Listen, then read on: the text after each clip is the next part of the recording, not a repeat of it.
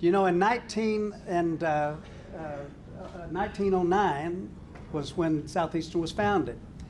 And just 8 years later, the education department began offering business courses. The focus was on teaching business and teaching how to teach business.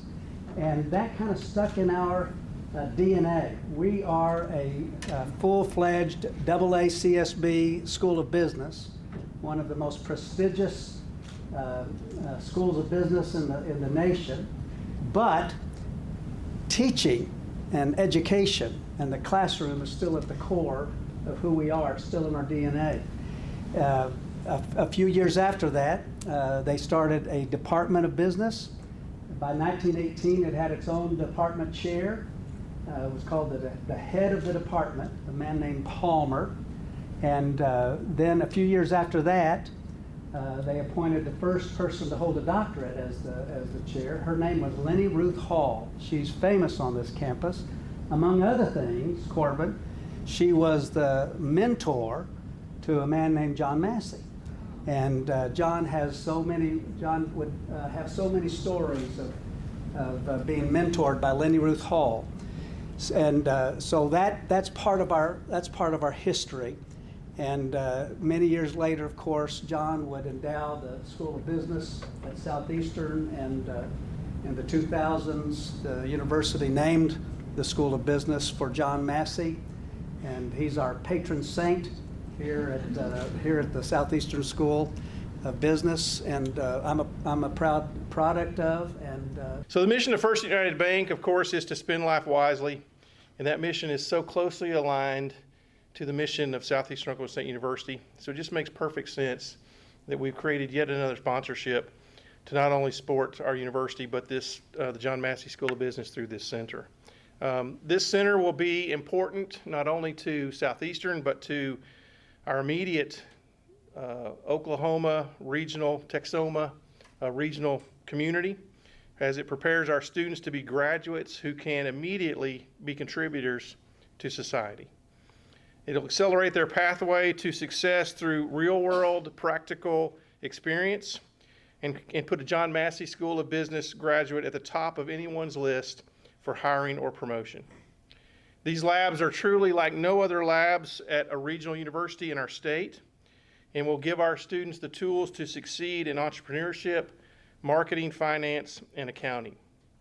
This will also help so much for our university in terms of recruitment and retention of students, and making sure that we keep students on the path to success while they're here at Southeastern. We will continue to initiate projects like this for the future to support our great community, to support our Southeastern students, and give them an opportunity to establish their own legacy of success. So again, I thank First United Bank, I thank Greg and Kay Massey and the Massey family for yet another example of how they have created an environment that changes lives, created an environment that gives students, individuals in our community, the tools they need to truly spend life wisely. I hope everyone realizes kind of the amazing difference that something like this provides. David alluded to the fact that through an interesting glitch in our accreditor, AACSB, for a time before his appointment of dean, I was considered the head of a business school and had all these faculty looking at me. Now, granted, I have experience with running small businesses, but I do not have an MBA or any of those things. And they looked to me, and I chose to go get trained as a peer reviewer to do what I could for the school. Relevant to all this, besides that wonderful accreditation, the work we do to keep it, is the fact that I have been on 3 visits. They're all to regionals, similar in size to us, size and scope, in 3 different states, 2 of which had rooms that have the ticker, but none of them are as nice as this. None of them are as thought out as this, with the workstations and how the students will interact. So, I'd really like to double down from my experience and what people have said, what I have seen. This is really a wonderful space, and I think it's a real credit to the faculty and to Dr. Eric Kennedy and the inspiration of David Whitlock, and certainly the wonderful nature of the Massey family and what they do for us. As the signage has said around town for a while now, what a great day to be in Durant. This is a good day for the town, this is a good day for our region and for the university. And I'll give you some of the ideas behind the center and the labs. It's all built on experiential learning. My very first MBA class I ever took was with a retired executive from 7-Eleven, and we partnered with the business owner to develop a marketing plan. It wasn't about what we could memorize out of a book, it was about what we could do rather than what kind of test we could take. And so since then it's clicked, and every time I teach a class I try to follow that model about getting my students prepared and ready to work with a local business. And that's the purpose of these labs, is to give students the tools that they need to go out and partner with these local businesses and provide them, in my case, marketing help and marketing expertise that they may not otherwise have. So with that, I've got a dedication that I want to read. We're going to sign this a little bit later, and we're going to hang one of these in each of the labs, so that as we go through the day-to-day and in these classrooms, we can look back and reflect and remember what our true purpose for these rooms are. So today we proudly dedicate the Texoma Region Economic Empowerment Center as a place to foster innovation, collaboration, and economic growth in our community. May this center stand as a bridge between education and industry, providing students with real-world experiences that will shape their futures and strengthen Texoma businesses. These labs will serve as learning environments where students can develop their skills, engage with area leaders, and apply what is taught in the classroom for the benefit of regional businesses. Through these resources, we empower students to become the next generation of business leaders, innovators, and change makers. May the Tree Center stand as a lasting symbol of opportunity, growth, and empowerment for years to come.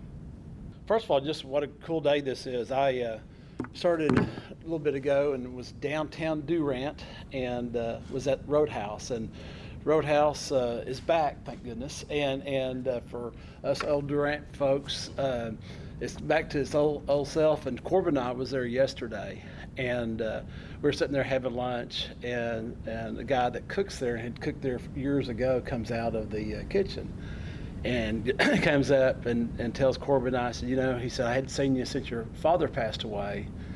And I just want to tell you what an impact he made on me. He said, one day I was carrying a lot of food into the bank, and everybody kept walking by me, and John sees me out of the corner of his eye. He runs out there and starts helping me, moving things around. And he said there was just something special about him that really inspired me.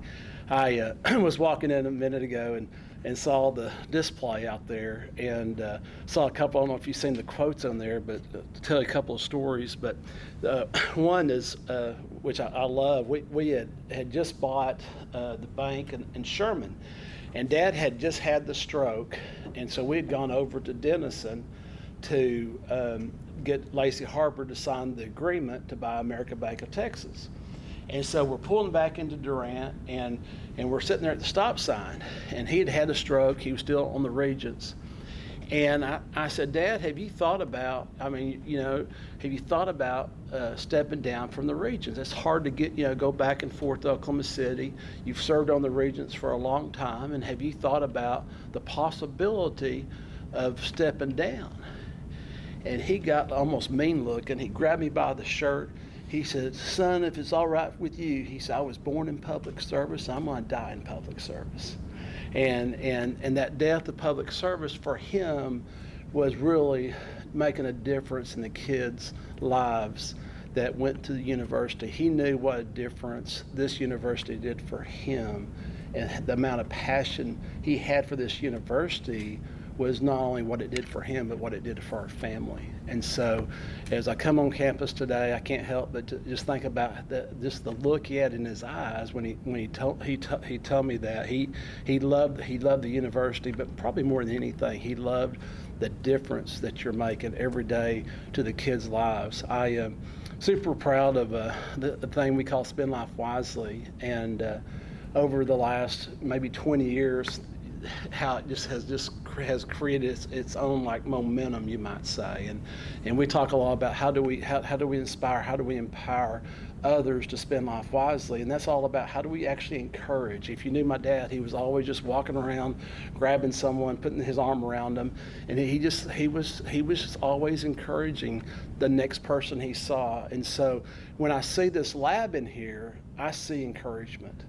I see some young man walking in there and seeing the tape, the video screens, the collaboration in the room that's going to happen to encourage them to make a difference in this world.